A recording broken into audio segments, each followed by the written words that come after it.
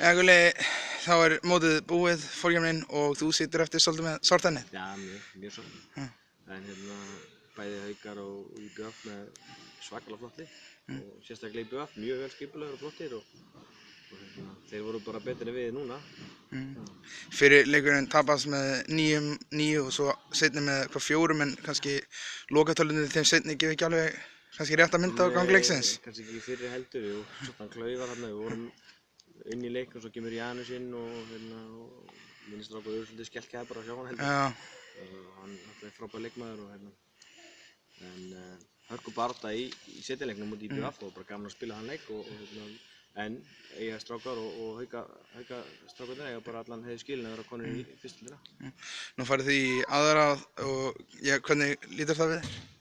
Bara allt í lagi, við þurfum svolítið tíma til að spila okkur saman og það er bara ákveðið verkefni sem við þurfum að klára á reyna að koma okkur í úrslitakeppni.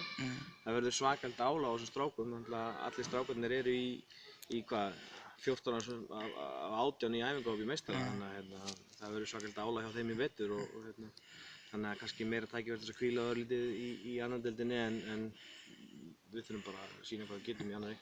Kannski smá verk að reyna að draga upp móralinn svona eftir þessa helgi? Nei, þetta eru alveg frábæri strákar og þeir eiga bara held ég allir bjarta framtíð fyrir sér handboltanum og svakalega duglegir og skemmtilegt að þjálfa og Háka hefur nú ekki verið held ég senastu 5 ár í fyrstild í öðrum flokki, þannig að það verður engin breyting til miður, engin breyting núna á en vonandi bara förum við bara lengra í bikarnum og koma okkur úrslitakeppni og koma á þá.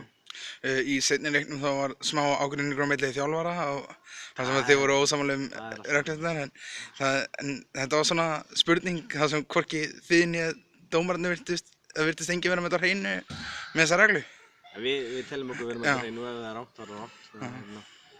Það verður bara komið í ljós en ég meina dómararnir voru flottir og bara í heild sinni bara flott haldið mót og alltaf gaman að koma til eiga. Það er bara leiðilegt að fara með tap í farteskinu heim. Takk hérna.